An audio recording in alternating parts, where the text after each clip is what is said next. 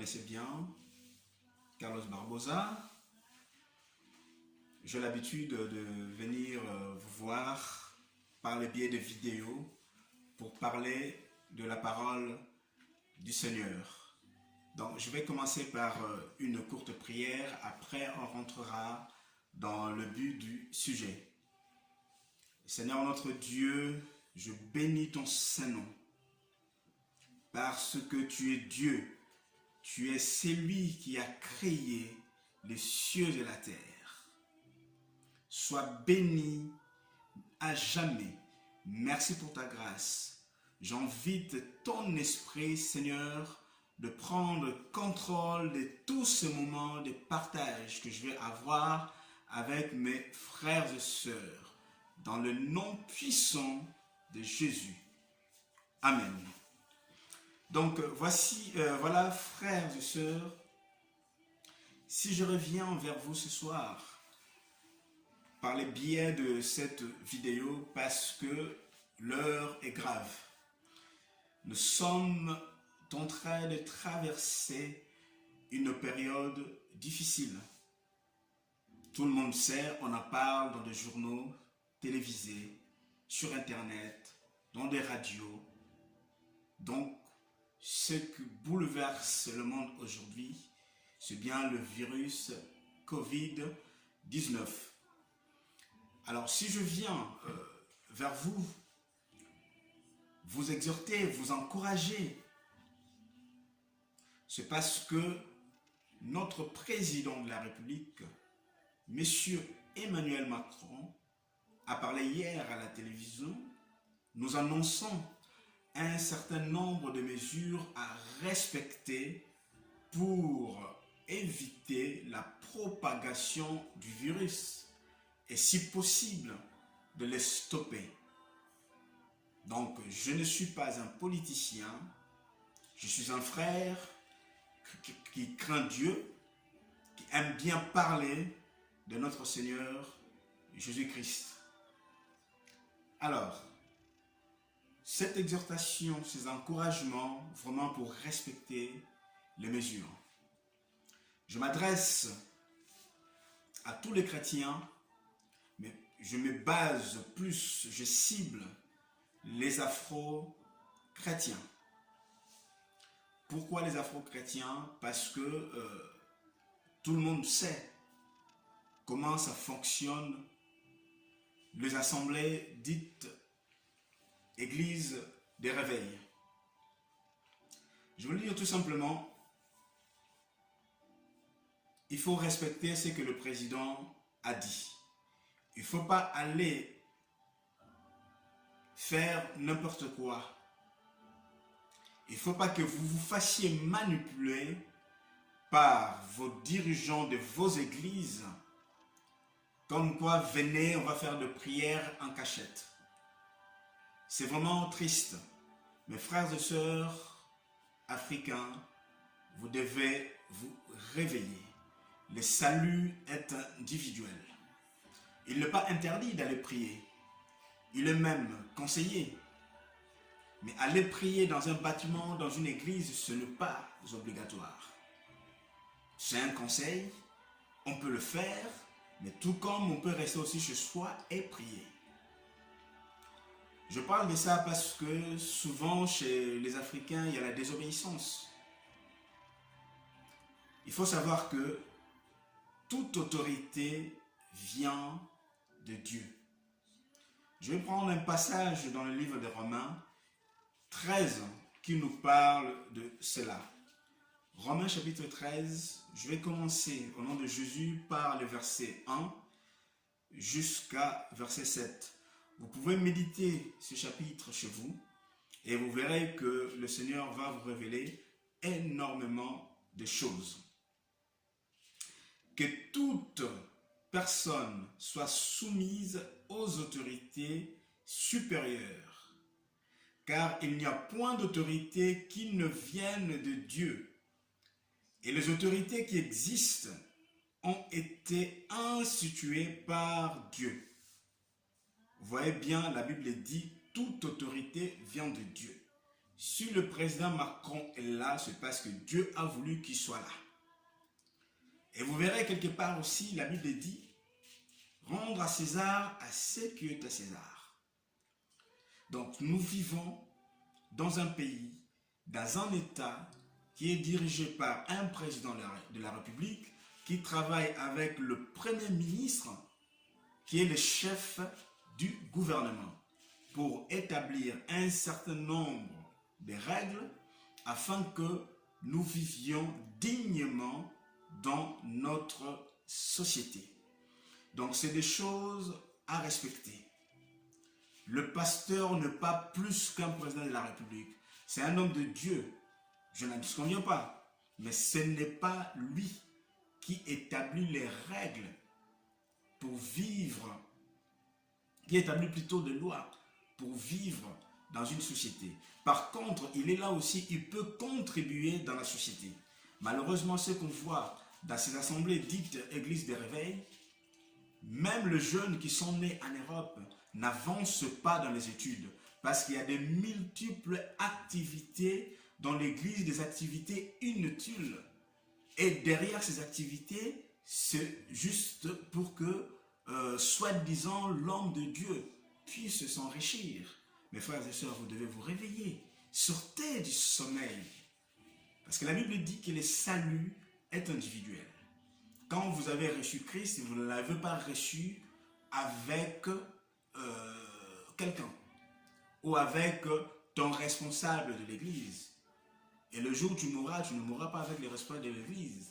Le jour où tu passeras au tribunal de Christ, il ne viendra même pas là comme avocat pour plaider à ta faveur. Donc, nous devons respecter les autorités. Si le président a décrété un certain nombre de mesures, parce que le président et le gouvernement ont eu de multiples rencontres avec des scientifiques. Les scientifiques sont là aussi pour aider à l'évolution de la société.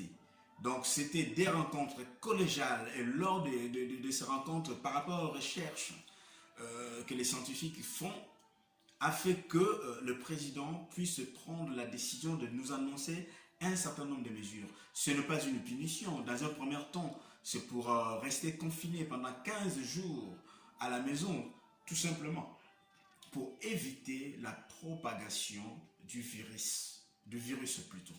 Donc nous devons obéir aux autorités que le Seigneur a établies. Je continue. Au verset 2, la Bible dit, « C'est pourquoi celui qui s'oppose à l'autorité résiste à l'ordre que Dieu a établi. » Donc, c'est-à-dire que si tu n'obéis pas aux autorités qui dirigent nos pays, donc tu désobéis à l'ordre que Dieu a établi. Donc, nous devons faire attention. Et ceux qui résistent à l'ordre que Dieu a établi attireront une condamnation sur eux-mêmes. Verset 3. Ce n'est pas pour une bonne action, c'est pour une mauvaise que les magistrats sont à redouter. Veux-tu ne pas craindre l'autorité? Fais le bien et tu auras son approbation. Le magistrat est le serviteur de Dieu pour ton bien, mais si tu fais le mal, crains, car ce n'est pas en vain qu'il porte l'épée, est ton serviteur de Dieu pour exercer la vengeance et punir celui qui fait le mal.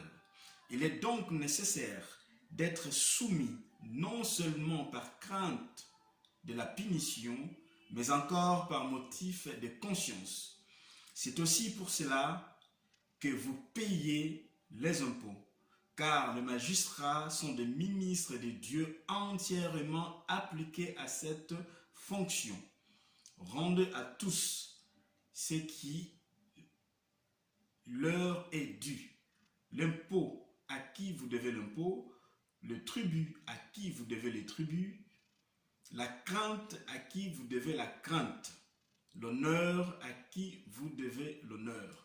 C'est pour cela, vous allez voir dans le livre de 1 Timothée 2, du premier verset au deuxième verset, la Bible dit, c'est notre frère Paul qui parle, « J'exhorte donc avant toutes choses à faire des prières, de supplications, de requêtes, des actions de grâce pour tous les hommes, pour le roi et pour tous ceux qui sont élevés en dignité, afin que nous menions une vie paisible et tranquille en toute piété et honnêteté. » Voilà, frères et sœurs, les autorités qui sont là, qui nous dirigent, ne sont pas là en vain.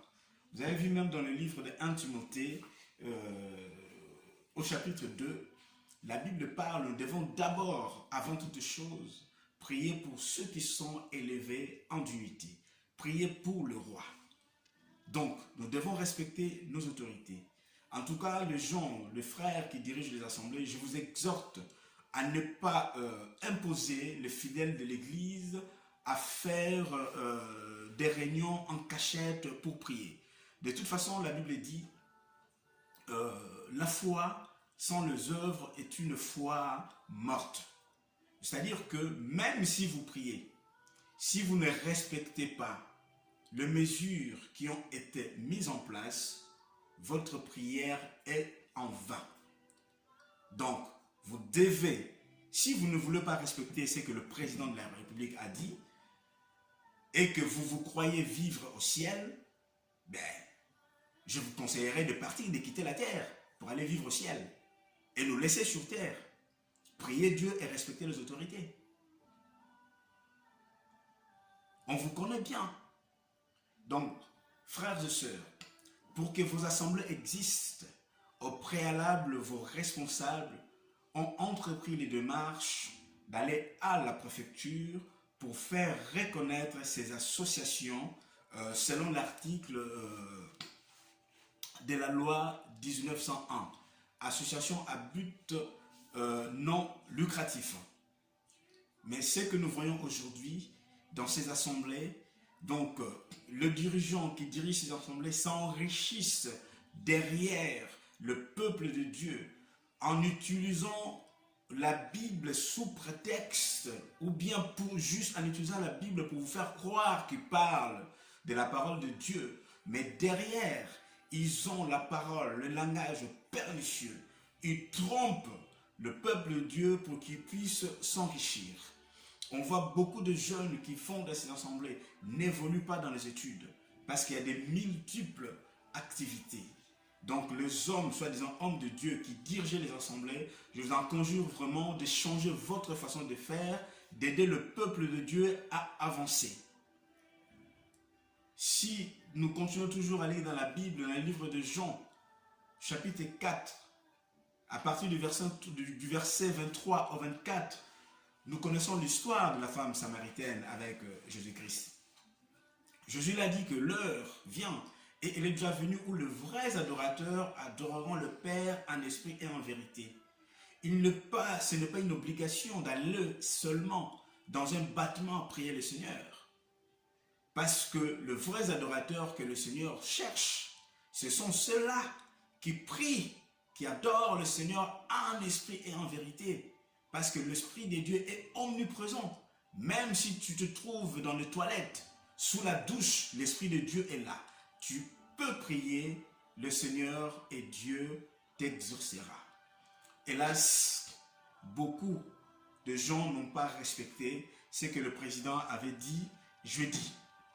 Heureusement que notre président, Emmanuel Macron, a mis encore l'accent hier, avec un ton solennel, vraiment, que notre président soit béni. Nous devons prier pour lui, nous devons prier aussi pour le gouvernement. Donc, ils sont là pour diriger nos pays. Donc, ne faites pas les choses en cachette. Il y a des gens qui ont même mis des paniers, des offrandes devant les églises le dimanche pour dire que même si vous ne venez pas prier, donc il va falloir donner vos offrandes. Il y en a qui ont eu même des appels téléphoniques, des SMS pour qu'ils aillent donner des offrandes. Ça, c'est inadmissible. C'est pour dire que la plupart de ces gens-là utilisent seulement le nom de Dieu pour s'enrichir. Il ne parle pas de Dieu pour former, édifier le peuple de Dieu. Mais il ne parle que de l'argent, l'argent, l'argent, l'argent, l'argent, l'argent, l'argent.